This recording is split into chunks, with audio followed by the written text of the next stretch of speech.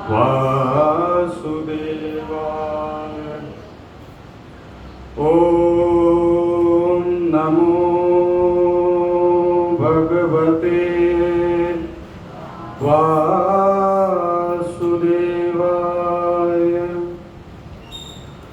सत्य श्री गणेशाय नमः। श्री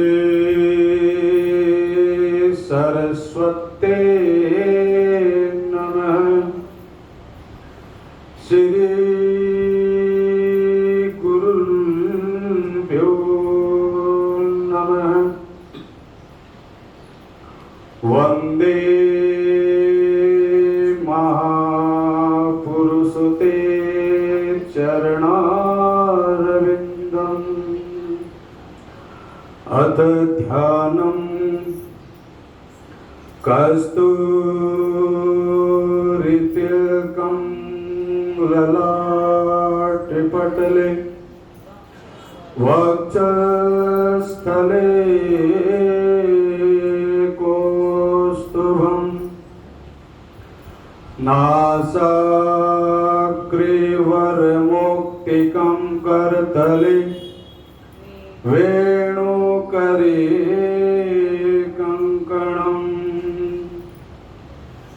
सर्वांगे हरिचंदनं सुललितं कंठे च मुक्तावली। गोपस्त्री परिवेष्टितो विजयते गोपालचूडामणि।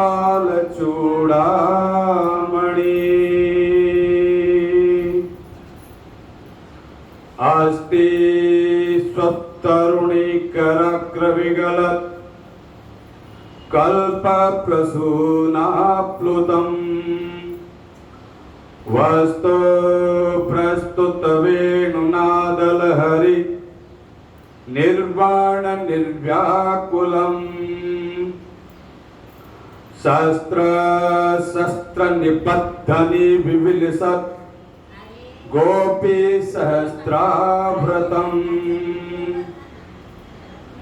आस्तन्तापवर्गमखिलोदारं किशोराकृति।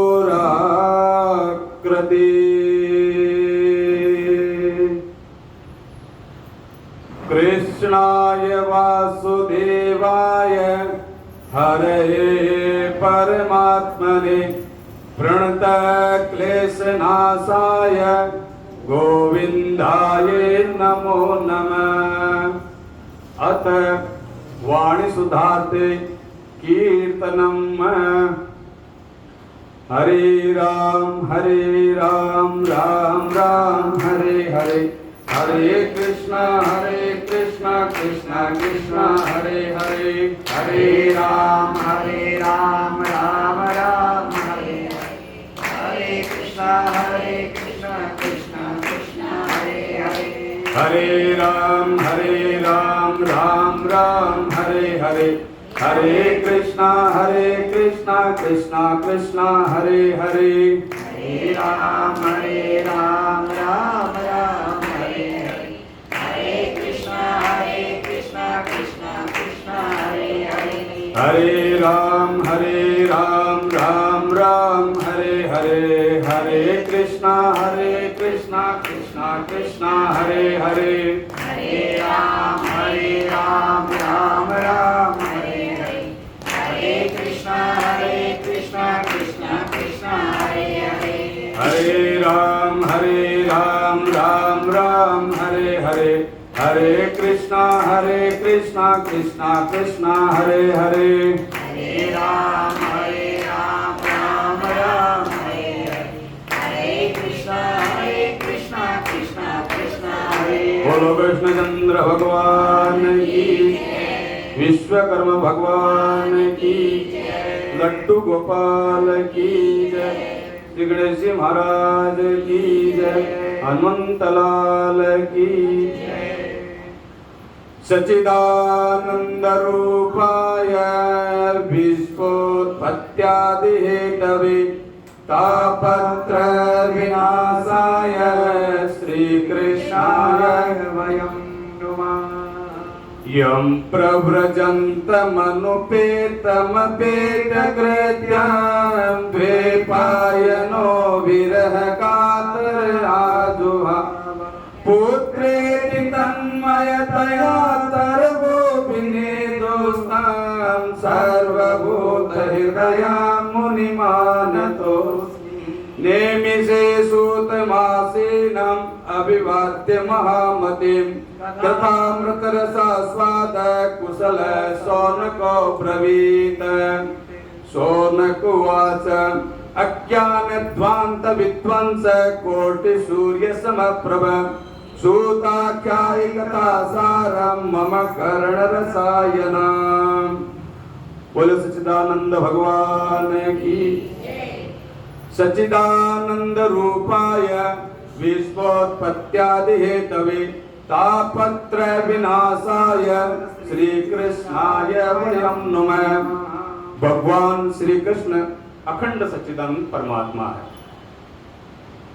सच्चिदानंद का अर्थ होता है सत्य, चित और आनंद। ये तीन पद मिलकर के एक वाक्य बनता है, एक शब्द बनता है सच्चिदानंद। तो सच्चिदानंद का अर्थ ये हुआ कि परमात्मा नित्य तत्व है। सत्य माने जिसका कभी नाश ना हो, अभाव ना हो, जिसका कभी नाश ना हो। और इस संसार में जो कुछ भी दिख रहा है वह सब नाशवान है। प्रकृति से बने हुए पदार्थ मृत्यु की ओर जा रहे हैं। इसलिए संसार शब्द का अर्थ ही है संसरति गच्छति इति संसारा, यानी जो नित्य सरक रहा है, निरंतर आगे बढ़ रहा है, उसी को संसार कहते हैं। जैसे नदी में जल की धारा निरंतर आगे बढ़ रही है, बह रही है, चल रही है, इसी तरह संसार का प्रत्येक पदार्थ बदलता रहता है, मिट रहा है। जिसका जन्म हुआ है उसकी मृत्यु निश्चित है। इसलिए संसार को मृत्यु लोक भी कहा जाता है। और मृत्यु का कोई समय निश्चित नहीं है। किसी भी उम्र में आ जाती है। बच्चे मरते हैं, जवान मरते हैं, वृद्ध मरते हैं, किसी भी समय में आ सकते हैं। मृत्यु का कोई समय निश्चित नहीं है। लेकिन जिसने दुनिया बनाई है वो स्वयं सत्य, उसका कभी नाश नहीं होता है। जैसे ये आकाश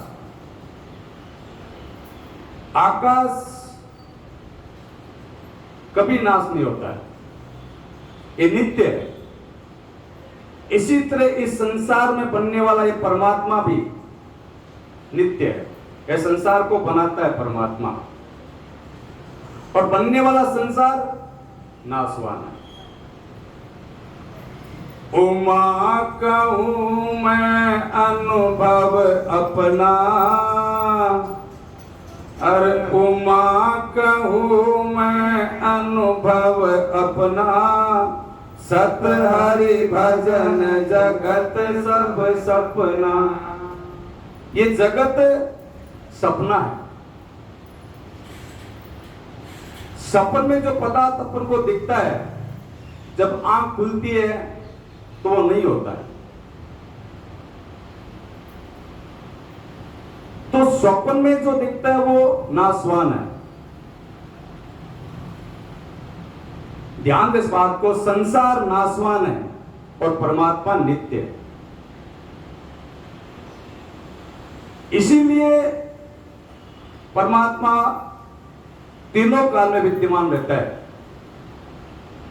त्रिकाला वाग्वत्वम सत्वत्वम, जो तीनों काल में रहे, भूत, भविष्य और वर्तमान, उसको कहते हैं सत्य। सत्य कहते हैं ईश्वर को। और सत कहते हैं चित्त को, और चित्त से चेतन तत्व होता है, चित्त से ज्ञान प्राप्त होता है। प्रकृति जड़ स्वरूप है, प्रकृति जड़ स्वरूप है, परमात्मा चेतन स्वरूप है। ये संसार में जो आश्रित है, यानी जो आपका शरीर है वो जड़ है, और इसमें जो आत्मा है शरीर में वो चेतन तत्व है। और इस शरीर के आश्रित, ये शरीर उस चेतना के आश्रित है। जब तक शरीर में आत्मा है तब तक शरीर सुरक्षित है, और जैसे शरीर से आत्मा निकल जाएगी तो शरीर के सारे परमाणु बिखर जाएंगे, सड़ जाएंगे, गल जाएंगे। जैसे संसार में चेतना रहने से ये शरीर सुरक्षित रहता है, इसी तरह दिखने वाले संसार में चेतना सत्ता के रूप में परमात्मा विद्यमान रहता है। इस संसार में परमात्मा चेतना के हिसाब से विद्यमान रहता है, इसलिए संसार बना हुआ है, बिगड़ नहीं रहा है। संसार में कहीं भी तुमको ज्ञान दिखाई दे रहा है, चेतना दिखाई दे रही है, उस परमात्मा का अंश ही है। जैसे टायर के ट्यूबों में हवा, वो व्यापक हवा का एक छोटा सा अंश है, और उसी प्रकार एक घड़े में घट आकाश, उसके अंदर आकाश दिखाई देता है, वो व्यापक आकाश का एक अंश है। इसी तरह इस जीव में जो चेतना दिखाई देती है वो परमात्मा का अंश है।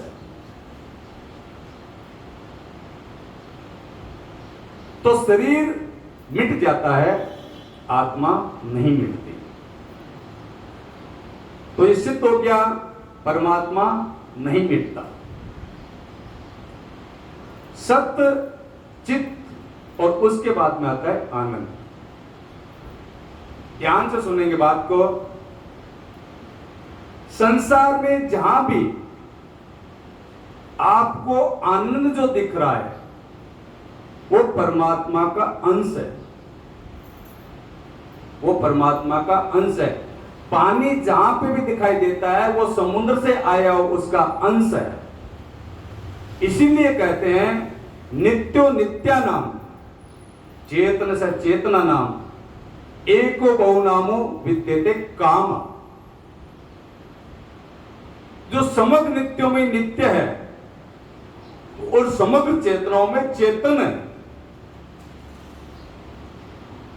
और उसी का केंद्र बिंदु है। तो समस्त आनंदों का आनंद है। ध्यान देंगे, दुनिया में आपको जहां से भी आनंद मिल रहा है वो आनंद भगवान का एक बिंदु है। आनंद सिंधु भगवान की खोज करो बिंदु के आधार पर। प्रकृति में आनंद का बिंदु है, परमात्मा आनंद का सिंधु है, इसलिए उसका नाम हुआ परमात्मा सच्चिदानंद। प्रकृति दुख स्वरूप है। इस प्रकृति से अपन जुड़ते हैं तो अपने को दुख की प्राप्ति होती है, और वैसे जब अपन परमात्मा से जुड़ते हैं तो अपने को आनंद की प्राप्ति होती है। तो प्रकृति जड़ स्वरूप है, दुख स्वरूप है, और परमात्मा से जुड़ते रहने से सुख की प्राप्ति होती है। समझने का प्रयास करना है। रात्रि में जब अपन सोते हैं तो रात में सोने के बाद ये जड़ प्रकृति है, जो संसार है, इससे संबंध अपना चिंतन छूट जाता है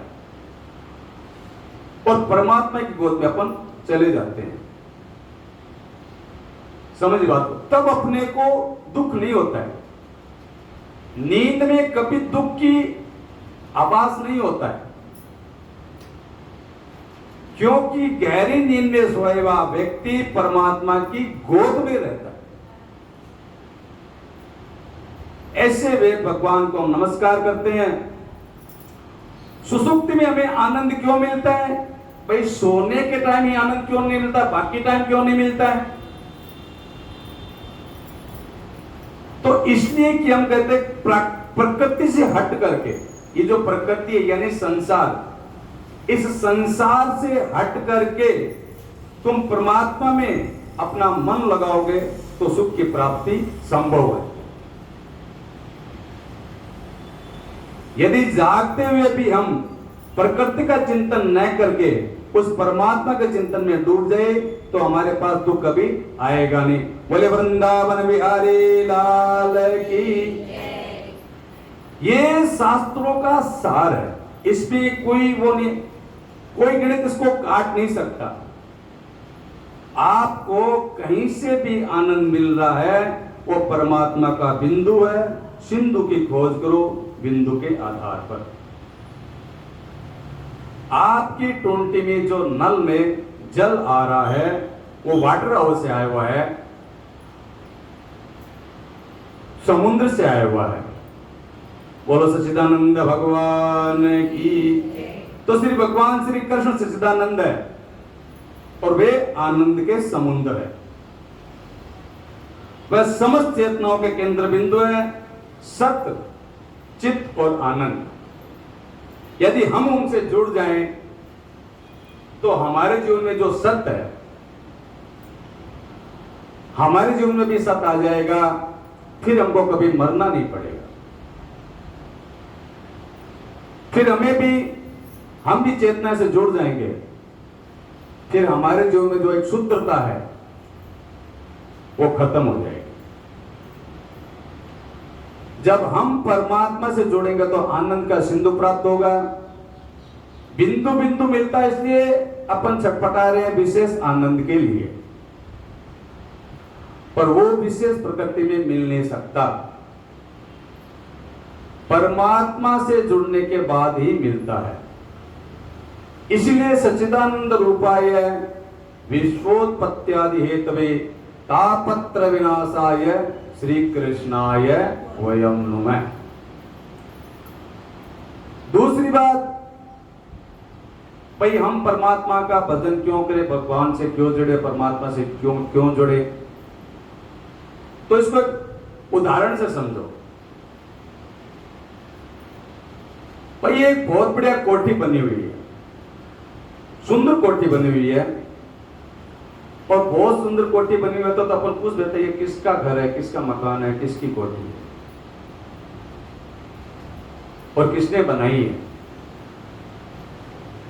और आपको कह दिया जाए भी कोठी का कोई मालिक नहीं है, कोठी अपने आप बन गई, तो आप विश्वास करोगे? भाई कोठी बनी है तो उसका कोई मालिक तो होगा। अब बढ़िया नक्काशी का काम किया हुआ है, उसका मालिक भी होगा। तो इतनी बड़ी जो दुनिया है उसका भी तो कोई मालिक होएगा। तो बोले उसका मालिक सच्चिदानंद परमात्मा है। तो कहा जाए कि भाई ठीक है, जो बनाता है उसको मिटाएगा क्यों? भाई संसार नाशवान है, भगवान संसार को बनाते हैं तो संसार को मिटाते क्यों है? उसका भी समाधान है। उसका समाधान इस प्रकार है कि किसान खेतीबाड़ी करते हैं, किसान स्वयं अनाज को बोता है, धरती में अनाज बोता है, स्वयं उसकी रक्षा भी करता है। जब अनाज पक जाता है तो स्वयं उसको काट भी लेता है। इसी प्रकार अपन देखते हैं छोटे छोटे बच्चे मिट्टी के घरौंदे बनाते हैं, वो सुंदर बनाते हैं, और जब वो बना करके खेल के जाते हैं तो लात मार के उसको बिखार भी देते हैं। तो इसी प्रकार ये संसार परमात्मा बनाता है, उससे खेलता है। जब तक इसमें बहुत ज्यादा गड़बड़ हो रही है तो उसको वीन भी कर देता है। तो फिर भी कहते भी मैं भगवान का भजन क्यों करूं? तो कभी दूसरा उदाहरण देते हैं कि भाई सूरज का प्रकाश अगर तुम नहीं देखोगे, आंख बंद करके चलोगे तो ठोकर खाकर गिरोगे। और प्रकाश नाम है ज्ञान का। तो जब तुम प्रकाश को नहीं देखोगे तो ठोकर खाके गिरोगे। तो इसी प्रकार तुम अगर परमात्मा को नहीं मानोगे तो परमात्मा का कुछ बिगड़ने वाला नहीं है, नहीं मानने वाले का बिगड़ जाएगा, जैसे प्रकाश को नहीं देखने से ठोकर खाके गिरता।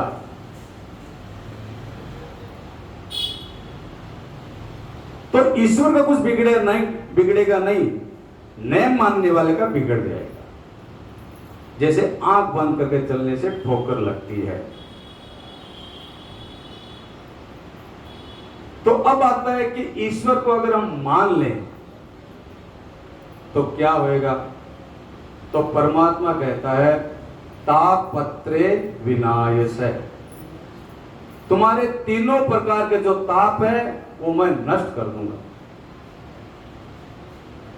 व्यक्ति के जीवन में तीन दुख बहुत भयानक होते हैं, दैहिक, दैविक और भौतिक।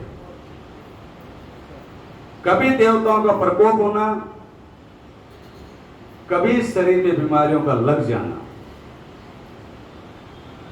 और कभी पंच महाभूतों की विकृति से कष्ट की प्राप्ति होना। ये तीन ताप व्यक्ति का पीछा नहीं छोड़ता, हमेशा पीछे लगे रहते हैं। भाई आपने रुपया कमा लिया, रोटी की चिंता खत्म हो गई, कोठी बना ली, किराया देने का झंझट खत्म, फैक्ट्री लगा ली, वहां से पैसे की आमदनी है, बेटा लायक है, पढ़ गया, वहां से भी निश्चित हो गए, कमाने खाने लगा, और सात्विक पत्नी भी आ गई, बच्चे को, लड़कियों को सात्विक पत्नी भी आ गई, वहां से भी संतुष्ट हो गए। लेकिन क्या मृत्यु से आप निश्चित हो सकते हो? वो तो कभी भी आ जाएगी। मौत की चिंता सबको है, वो किसी भी समय आ सकती है, उससे कोई बच नहीं सकता। दूसरा, बुढ़ापे की चिंता।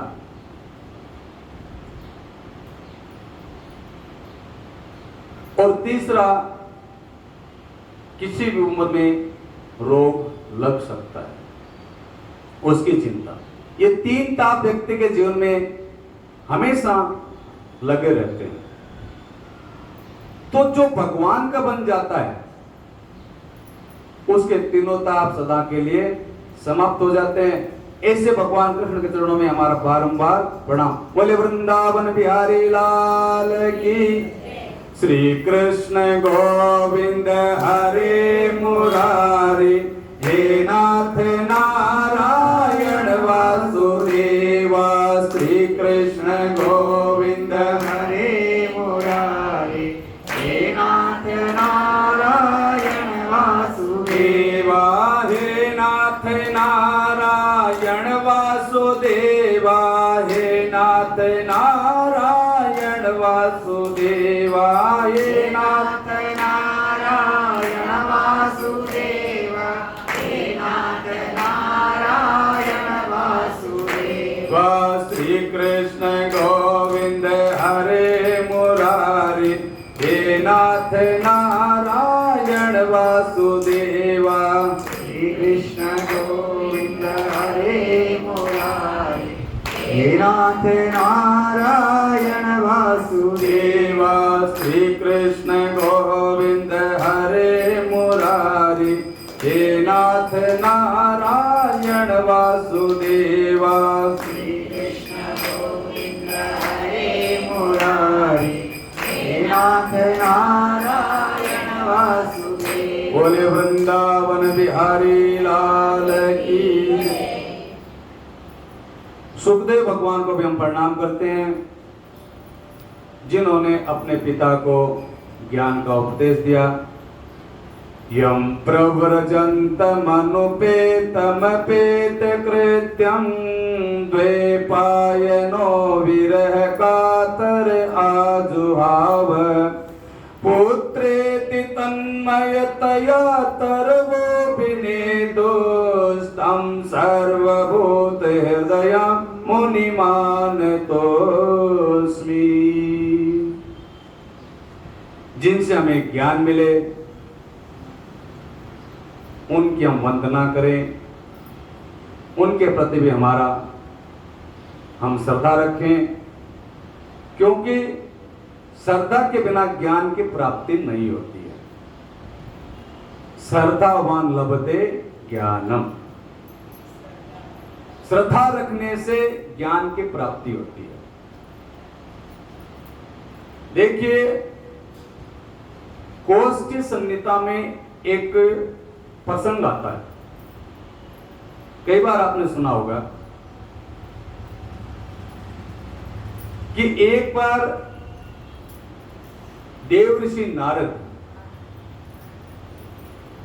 भगवती अंबा पार्वती को भड़का देते हैं, यानी भिड़ा देते हैं। तो ऐसा अपने संसार में अपने को लगता है कि नारद जी भड़काने वाली बातें करते हैं, लेकिन अगर गहराई में तत्व में जाकर के देखें तो नारद जी कभी भी भड़काने वाला काम नहीं करते हैं, और नारद जी के भड़काने में कभी आज तक नुकसान किसी का हुआ ही नहीं। ऊपर से अपने को लगता है कि नारद जी भड़काने वाली बातें करते हैं, ऐसा लगता है, लेकिन नारद शब्द का अर्थ ही है कि नारम ज्ञान ददाति नारदा, जो ज्ञान को देने वाला होता है उसको नारद कहते हैं। नार माने ज्ञान, और उसे देने वाला नारद।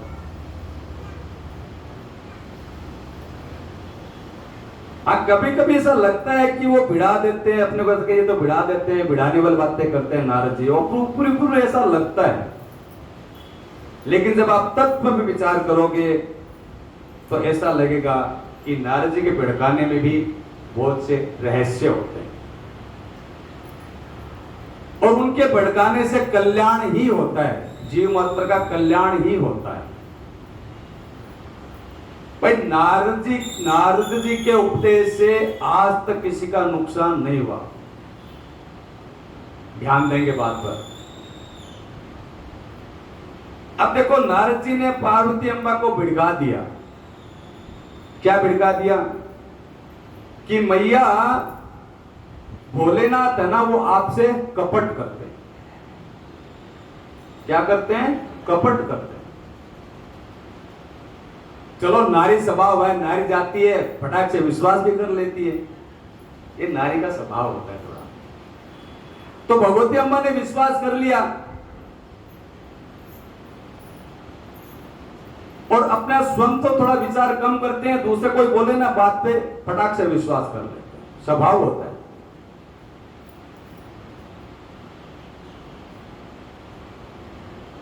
तो भगवती अम्बा पार्वती ने पूछा, आप क्या कपट किया बताओ। तो नारद जी बोले, मां तू मत ही पूछ, तुम मत पूछो मेरे से, नहीं तो तुम्हारा झगड़ा हो जाएगा। बोले, अब और ज्यादा उत्सुकता हो गई। बोले, कोई विशेष बात है इसलिए नारद इतने गंभीरता से बोल रहा है कि भाई कुछ तुम्हारा झगड़ा हो जाएगा, झगड़े तक बात पहुंच जाएगी तो बहुत बड़ा कपट होएगा। नहीं नारद, तो मैं तो समझती हूँ भगवान शंकर मेरे से कपट नहीं करते, वो तो जीव मात्र किसी से कपट नहीं करता, उसका नाम ही भोलेनाथ है। अरे मां, मैं सही कह रहा हूं, बात मानो तो सही।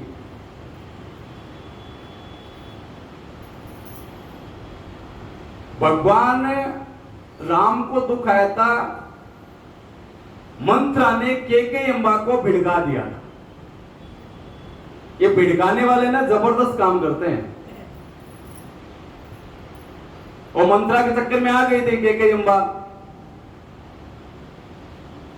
नहीं नहीं नारद, तुम बताओ वास्तविकता क्या है।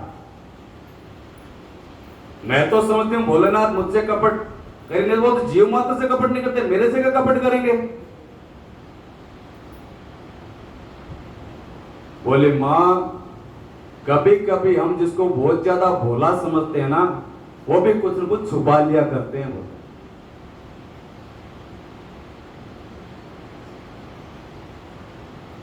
तो क्या छुपा लिया, बताओ नारद, क्या छुपा लिया। बोले मां, अच्छा तुम ये बताओ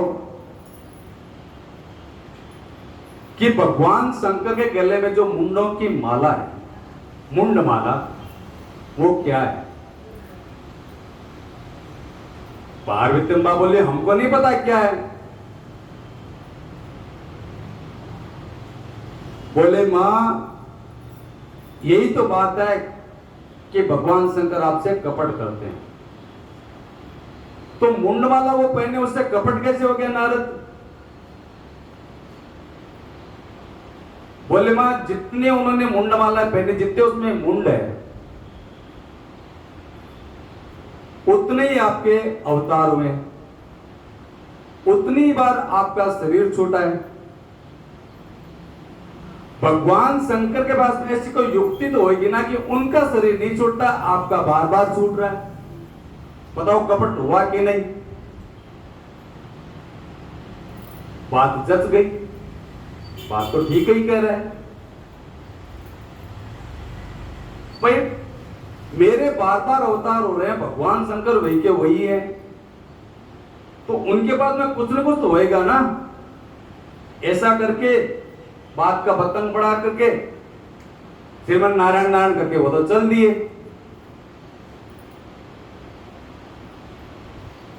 अब भगवान शंकर जब बाहर से आए तो भगवती अम्बा पार्वती जैसा हमेशा आदर सत्कार करती है, वैसा सत्कार उस दिन नहीं हुआ।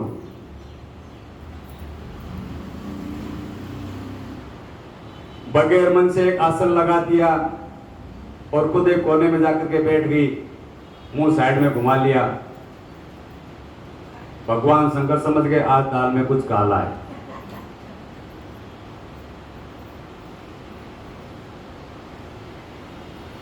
तो भगवान शंकर ने बोला, प्रिय आज तुम प्रसन्न दिखाई नहीं दे रही, क्या बात है। बोले नहीं कुछ नहीं, ऐसे ही बस ठीक है। नहीं नहीं कुछ तो है। बोले कहीं नारद तो नहीं है। बोले शंकर भगवान की। बोले नारद तो नहीं है। बोले नारद क्या है बेचारा, जब देखो नारद का नाम लो, नारद क्या करता है। बोले नहीं नहीं वो तुम्हारे गुरु है, कुछ ज्ञान दे गए हो। बोले हाँ उन्होंने बहुत अच्छा ज्ञान दिया। बोले क्या किया। बोले मैं तो समझती हूँ आप हमसे कपट करते नहीं, आपने इतना बड़ा कपट किया। भगवान शंकर ठाका मार के हंसने लगे। बोले हमने ऐसा क्या कपट कर दिया। फिर उन्होंने पूरा वृत्तांत बताया। तो भगवान शंकर बोले प्रिय बात ऐसी है कि जब कोई व्यक्ति किसी पर्सन का या कोई बात पूछे नहीं, तब तक कोई बात बतानी नहीं चाहिए।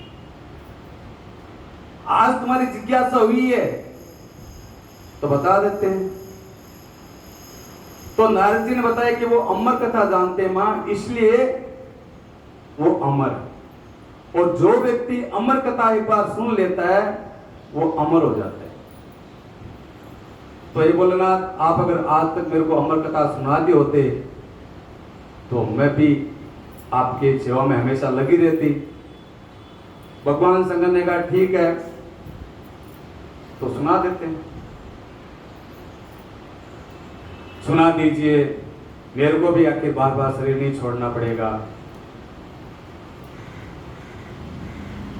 तो भगवान शंकर ने कहा ठीक है चलो, लेकिन एक हमारी एक शर्त है। ये अमर कथा हम वहां सुनाएंगे जहां पे तुम्हारे और हमारे सिवाय तीसरा कोई ना हो। ठीक है, अमरनाथ वह चारों तरफ बर्फ ही बर्फ है, और भगवान शंकर वहां जाकर के बैठ गए जहां पे कोई जीव, पशु पक्षी, जीव मात्र कोई नहीं, जो भी थे ताली बजा के उड़ा दिए।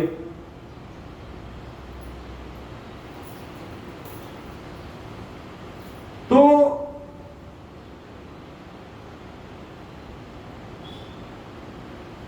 भगवान शंकर ने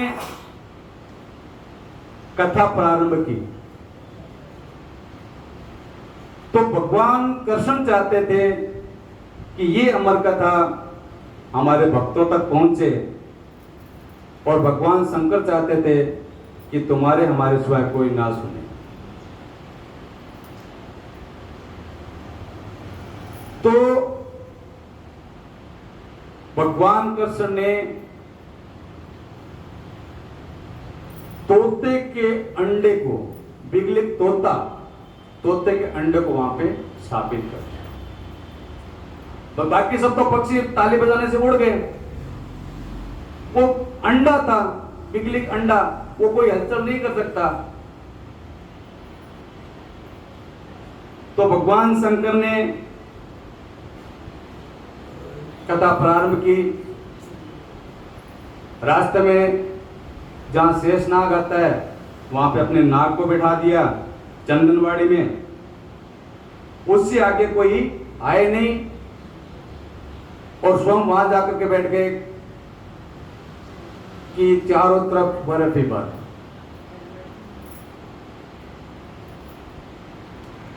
भगवान शंकर समाधि लगा करके बैठ गए। भागवत की कथा समाधि भाषा है। कोश की संहिता में लिखा है कि अमर कथा भगवान शंकर ने पार्वती को सुनाई, लेकिन अमर कथा है कौन सी? तो कोश की संहिता में लिखा है कि श्रीमद् भागवत कथा ही अमर कथा है।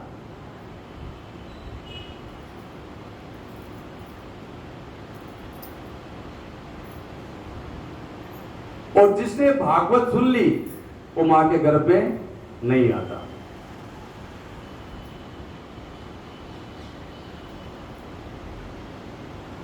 और शरीर छूटने के बाद में वो दोबारा जन्म नहीं लेता, हमेशा आनंद में रहता है। तो सुखदेव भगवान भी वो कथा सुनने लगे। पार्वती अम्बा सुनती जा रही थी, हुंकारा दे रही थी, हूं। भगवान शंकर बोले भाई तुम हुंकारा देते रहना, कथा का एक नियम होता है भाई, नींद ना आ जाए बोले कहीं। तो पार्वती अम्बा हंकारा देते रहे, भगवान शंकर समाधि में सुनाते रहे। जब 10वां स्कंद समाप्त हुआ तो भगवान की क्या माया हुई कि पार्वती अम्बा को नींद आ गई, और भगवान शंकर आंखें बंद कथा सुना रहे हैं। तब तक सुखदेव भगवान जी तैयार हो गए, उन्होंने उनके जगह हुंकारा देना स्टार्ट कर दिया। और जब भगवान शंकर ने आंख खोली, देखा तो पार्वती अम्बा सो रही है, तो हुंकारा कौन दे रहा? तो पार्वती अम्बा से पूछा कि हुंकारा कौन दे रहा? तो पार्वती अम्बा बोले भगवान 10वें स्कंद तक मैं बरोबर आपकी कथा सुन रही थी, लेकिन उसके बाद पता नहीं आपकी क्या माया हुई, मेरे को नींद आ गई। तो भगवान शंकर ने पूछा फिर कौन है यहाँ पे, तीसरा तो कोई है? तो देखा तो तोते के रूप में एक तोता वहां बैठा। भगवान शंकर चाहते कि तुम्हारे हमारे बीच में रहे पार्वती अम्बा। तो उन्होंने उस तोते को देखा तो बोले उसने कथा की चोरी की है। तो भगवान शंकर ने उस पर त्रिशूल चला दिया, यानी फेंक दिया त्रिशूल। भाई एक घुसपैठे होते उसको मार देते हैं ना, उसी प्रकार वो घुसपैठ से सुना तो उसको मार, तो भगवान शंकर ने त्रिशूल चला दिया। तो जैसे भगवान शंकर ने त्रिशूल चलाया, तोता वहां से उड़ गया। अब आगे तोता, पीछे त्रिशूल भगवान शंकर का।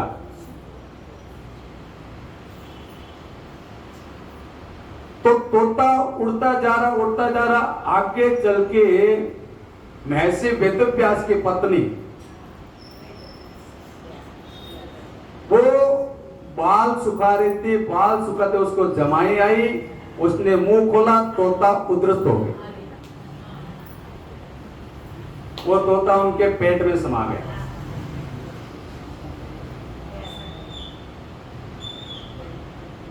फिर पार्वती अम्बा भगवान शंकर को बोली, भगवान इसलिए लोग आपको भोलेनाथ कहते हैं। एक तरफ तो आप बोलते हो कि जो ये अमर कथा सुन लेगा वो कभी मरेगा नहीं, जब ये तोता अमर कथा सुन चुका है तो मरेगा कैसे? तो ये समझ लो भगवान कृष्ण चाहते थे कि ये मरे नहीं। इस प्रकार बोलो सुखदेव भगवान की, वो उद्रस्त हो गए। अब भगवान सुखदेव, भागवत के आधार पर कहा जाता है कि 12 साल तक मां के गर्भ से बाहर नहीं आए।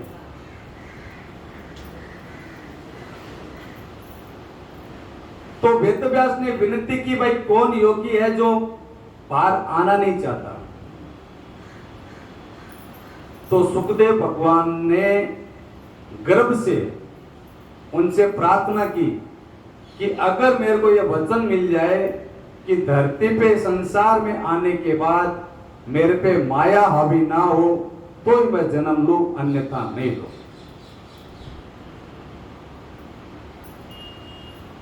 माया पे विजय पाना बहुत कठिन है। भूमि परत पर भापर पानी,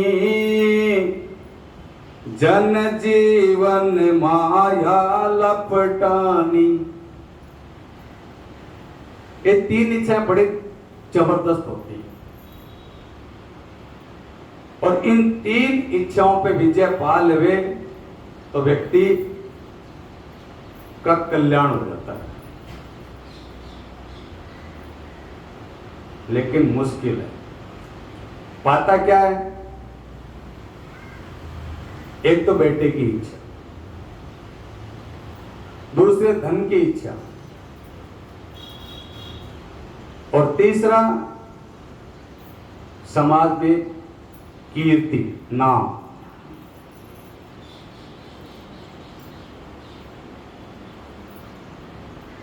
और एक आयु के बाद में बोलते हैं ठीक है वैराग्य हो गया, बेटे पोते कुछ नहीं, भजन भी लग जाते हैं। लेकिन जरा सा संकट आए बेटे पोतों पर, फटाक से छटपटा जाते हैं।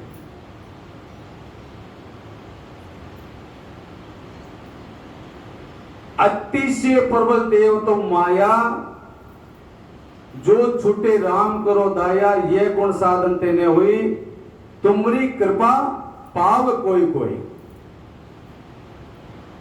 तुम्हारी कृपा कोई कोई पाता है। ईश्वर की कृपा के बिना भगवान की माया पर विजय पाना बहुत कठिन है। अब हम ये बताने जा रहे हैं कि जिस वेदव्यास ने चारों वेदों का विभाजन किया, 18 पुराणों की रचना की उन वेदव्यास ने, और 1 लाख श्लोक वाला भागवत भी बनाया, और हिमालय से ऊपर बद्रीनाथ में उससे भी 12 मील दूर बैठ करके सरस्वती नदी के किनारे जो वेदव्यास भगवान की भक्ति करते हैं, साधना में लगे रहते हैं, एक बार उनको भी पुत्र मोह ने मोह लिया। सोचो, इतने महान तपस्वी वो मोह माया से नहीं बच पाए, तो इंसान, ये जनरल इंसान के तो क्या ताकत इस मोह माया से बच जाए।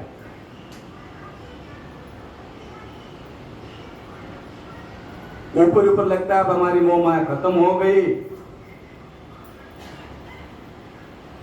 लेकिन वो सूक्ष्म दबी रहती है, फटाक से जागृत हो जाती है माया, जैसे वेदव्यास को हो गई।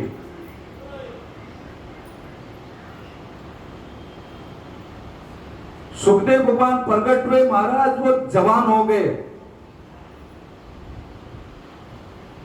इतने सुंदर थे कि भगवान कृष्ण का चिंतन करते करते भगवान कृष्ण का स्वरूप ही हो गए।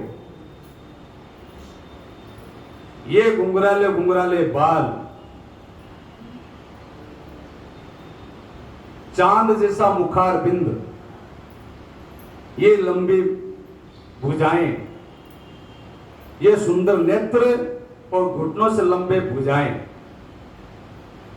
शरीर एकदम कोमल। भागवत में महाराज सुखदेव भगवान का स्वरूप का वर्णन किया गया है, तो उन सुखदेव भगवान का अभी जनेऊ संस्कार भी नहीं हुआ और वो सुखदेव भगवान घर से निकल गए। मैं घर पे नहीं रहूंगा, तप करूंगा, भजन करूंगा। सुखदेव भगवान योगी थे और उन्होंने वचन भी लिया था घर में कि मेरे को माया हावी ना हो।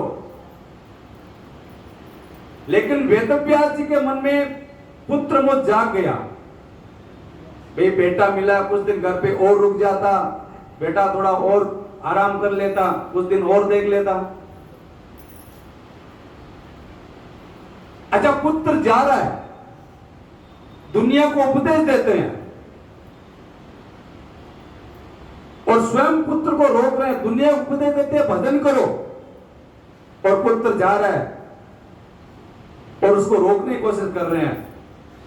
और दौड़ते हुए वेदव्यास बोलते हैं, हाय पुत्र रुक जा।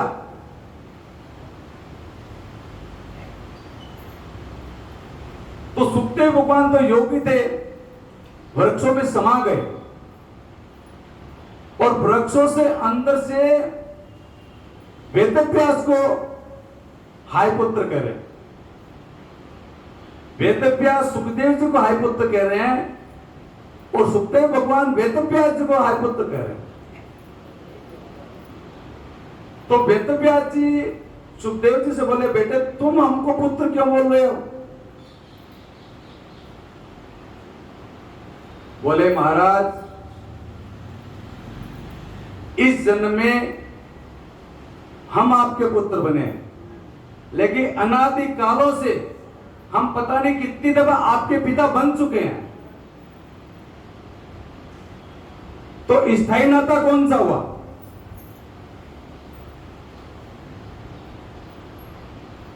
इस प्रकार हम इस सृष्टि में लाखों बार आपके पिता बन चुके हैं और इस बार आप बने हो, तो बताओ स्थायी नाता कौन सा हुआ? उसको आप उदाहरण से समझो। रिजर्व बैंक नोट बनाती है, नोट, रुपया। रुपया बैंक को देती है, बैंक आगे किसी कंपनी को देती है, वो कंपनी अपने स्टाफ को देती है और चलते चलते वो रुपया अपने पास आता है, सभी के पास में आता है। और वो रुपया जिसकी भी पॉकेट में गया उसने उसको अपना कहा। अब सोचो वो रुपया कितनी जेबों से घूमता हुआ आया है, लेकिन जिसकी जेब में गया उसे उसे अपना कहा। इसी प्रकार ये जीव, ये मनुष्य शरीर के अंदर जो जीव है, पता नहीं कितनी दफा, कितनी योनि में, कितनी जगह घूम करके आया है और सब ने उसको अपना कहा है। तो जैसे वेदव्यास जी स्तुति करते हैं, जैसे तुम आज हमारे पीछे ऐसे दौड़ रहे हो, वैसे तुम अगर भगवान के पीछे दौड़ो तो तुम्हारा कल्याण हो जाएगा। बोले वृंदावन बिहारी लाल की। तो पिता के उपदेश से, बेटे के उपदेश से पिता को बोध हुआ। तो वेदव्यास जी वापस घर को लौट गए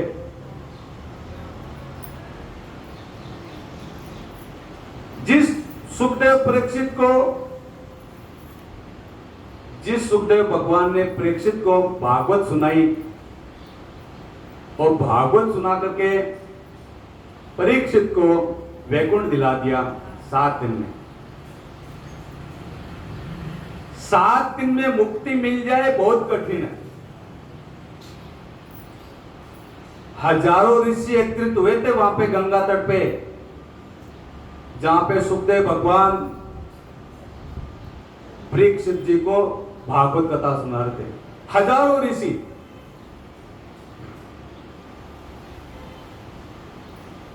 जहां पर महाराज परीक्षित श्रापित होकर के आकर के बैठे, उनको श्राप लगा था। परीक्षित के पास 7 दिन है।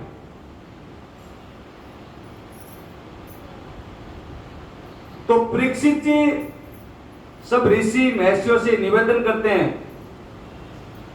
कि इन ऋषियों में बैठा हो मेरा गुरु, मुझे 7 दिन में ईश्वर से मिला दे। इतने ऋषि महर्षि बैठे हुए थे, कोई नहीं उठा कि 7 दिन में मुक्ति मिल जाए। कोई नहीं उठा,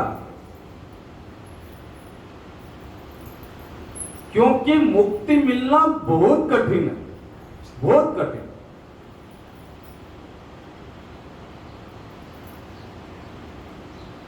सैकड़ों हजारों जन्म लेने के बाद भी, सैकड़ों हजारों वर्षों जन्म तक तपस्या करने के बाद भी अगर मुक्ति मिल जाए तो सस्ती, सैकड़ों। तो वहां पे सब ऋषिगण बैठे हुए थे, ऋषि सब बैठे हुए थे, महर्षि बैठे हुए थे, सब में आपस में विचार विमर्श चला। उसी समय सुखदेव भगवान वहां पहुंच गए। बोले सुखदेव भगवान की। ज्ञानाब्धि चंद्रमा, वो ज्ञान के चंद्रमा है, उन्होंने उस सिंहासन को स्वीकार किया।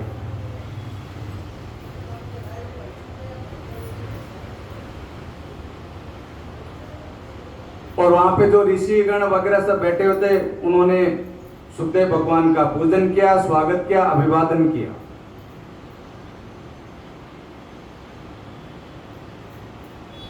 भागवत की कथा प्रारंभ हुई। सुखदेव भगवान ने कहा, परीक्षित हम वचन देते हैं, तुम 7 दिन कथा सुन लो, तुम्हें वैकुंठ जाने से कोई नहीं रोक सकता। हम वचन देते हैं, शरीर छोड़ने के बाद में सीधे वैकुंठ जाओगे, दुनिया में तुम्हें कोई नहीं रोक सकता। तो 7 दिन में मुक्ति की गारंटी दे दी परीक्षित को सुखदेव जी ने।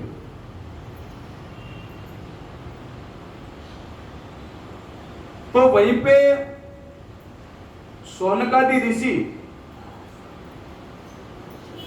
नैमिषारण्य में 1000 वर्ष का यज्ञ कर रहे थे। वहीं पे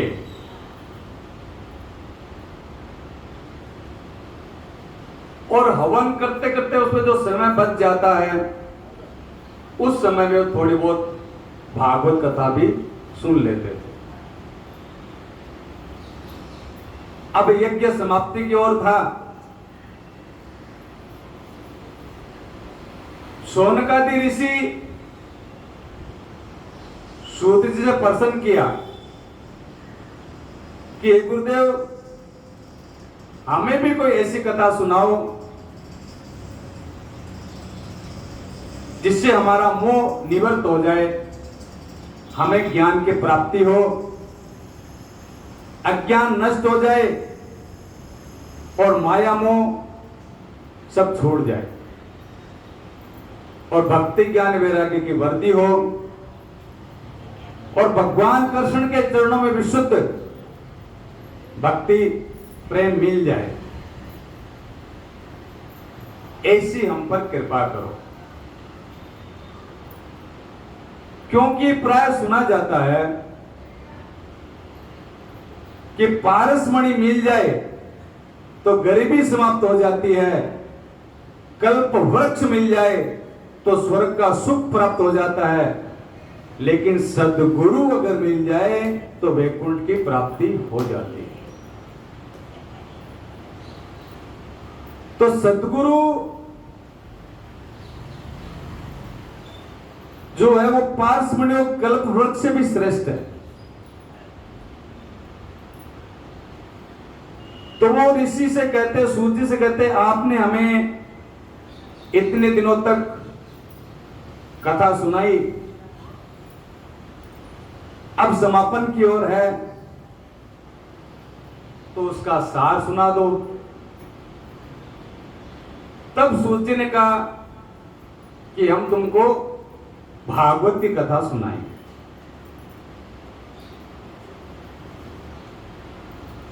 भाई बहुत दिनों तक यज्ञ चला, अब उसको आप इस भाषा में समझो कि केस बहुत दिन तक चलता है। किसी का झगड़ा वगड़ा हो जाता है तो केस चलता है, बहुत दिनों तक चलता है, लेकिन उसका महत्व जजमेंट से ही मिलता है। फैसला, अंतिम फैसला जो होता है वो जजमेंट से होता है। तो इसी प्रकार हजारों वर्षों तक कथाएं चली, उसका ज्यादा महत्व नहीं है। अंत में जो समाप्ति में जो सार सुना दिया वही महत्व है, और वो थी श्रीमद् भागवत कथा। तब सूर्य ने कहा हम आपको भागवत की कथा सुनाते हैं। तो सुखदेव भगवान भी कथा सुना रहे हैं। तो वास्तव में परीक्षित को श्राप था 7वें दिन की मृत्यु। यह तो एक संकेत है। सही अर्थ में काल रूपी सर्प हम और आप सबके पीछे लगे हुए हैं, हम और आप सभी परीक्षित हैं। रविवार से शनिवार तक 7 दिन होते हैं और किसी न किसी दिन समाप्त होना है। तो हमारे और आपके सबके पीछे काल रूपी सर्प लगा हुआ है और हम और आप सभी परीक्षित हैं। अगर काल रूपी सर्प से बचना है तो श्रीमद् भागवत की कथा सुन लो। अनेकों जन्म प्राप्त होने के बाद और अनेकों जन्म के पुण्य जब संचित होते हैं और उन पुण्य के प्रभाव से भागवत कथा सुनने को मिलती है, अन्यथा किसी को भागवत कथा सुनने को नहीं मिलती।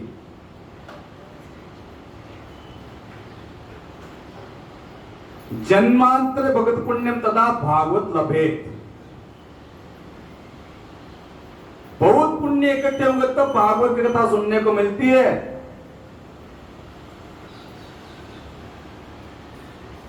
लेकिन कहते हैं कि भागवत की कथा सुनने की भी योग्यता होनी चाहिए। कोई भी वस्तु बगैर योग्यता के प्राप्त नहीं होती है। भाई डॉक्टर, इंजीनियर, सीए सब बनना चाहते हैं, सब चाहते हैं मैं सीए बन जाऊं, डॉक्टर बन जाऊं, इंजीनियर बन जाऊं, क्योंकि उनमें पैसा बहुत मिलता है। लेकिन डॉक्टर, सीए, इंजीनियर बनने की उतनी बुद्धि भी तो होनी चाहिए।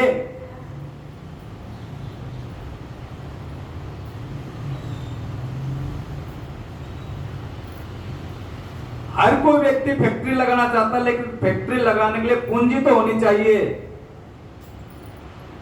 और उस फैक्ट्री को चलाने की योग्यता भी होनी चाहिए। इसी प्रकार हर जीव, हर व्यक्ति मुक्ति चाहता है, लेकिन मुक्ति प्राप्त करने की योग्यता चाहिए।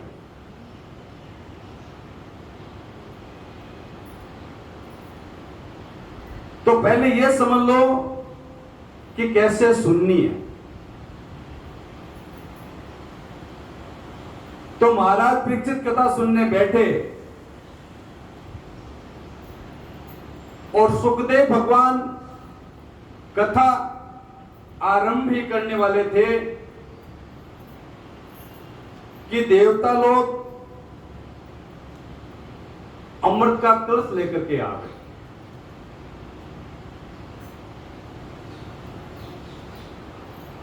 कि सुखदेव भगवान को मृत्यु का भय है, हम अमृत का कलश लाए हैं, ये अमृत इनको पिला दो, ये अमर हो जाएंगे।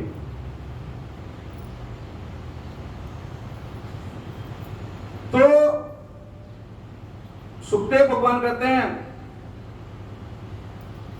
क्व स्वधा क्व कथा लोक के क्व कुमणिन महान ब्रह्म रातो विचरता देवत, यानी देवताओं को भी ये दुर्लभ नहीं है भागवत की कथा।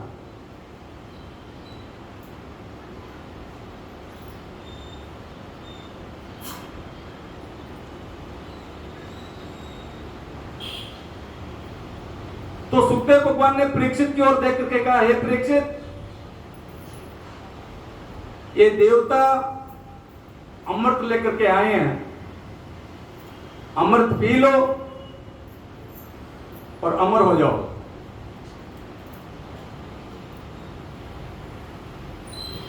तो परीक्षित जी ने कहा, भगवान मैं अमृत तो पीना चाहता हूं, लेकिन इन देवताओं के द्वारा लाया हुआ अमृत नहीं पीना चाहता, भागवत रूपी भागवत कथा में जो अमृत है वो पीना चाहता। तो परीक्षित ने अमृत को ठुकरा दिया।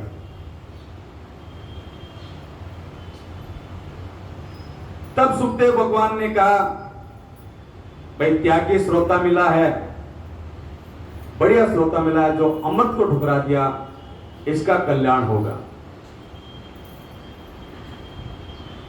निष्ठावान श्रोता मिला है,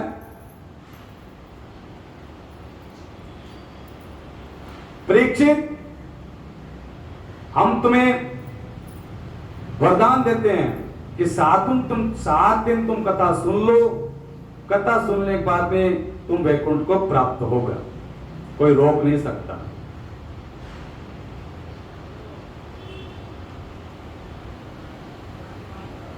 तो 7 दिन परीक्षित ने भागवत सुनी,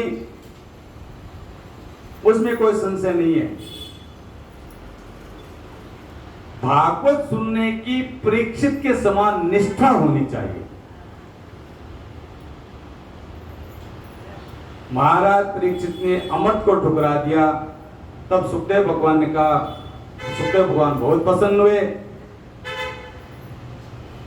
अधिकारी श्रोता मिला है, इससे इसका कल्याण होगा। बोले वृंदावन बिहारी लाल की, श्री कृष्ण गोविंद हरे मुरारी, हे नाथ नारायण वासुदेवा, श्री कृष्ण हे नाथ नारायण वासुदेवा, हे नाथ नारायण वासुदेवा, देवा हे नाथ नारायण वासुदेवा, हे नाथ देवा, श्री कृष्ण गोविंद हरे मुरारी, हे नाथ नारायण वासुदेवा। बोले वृंदावन बिहारी लाल की।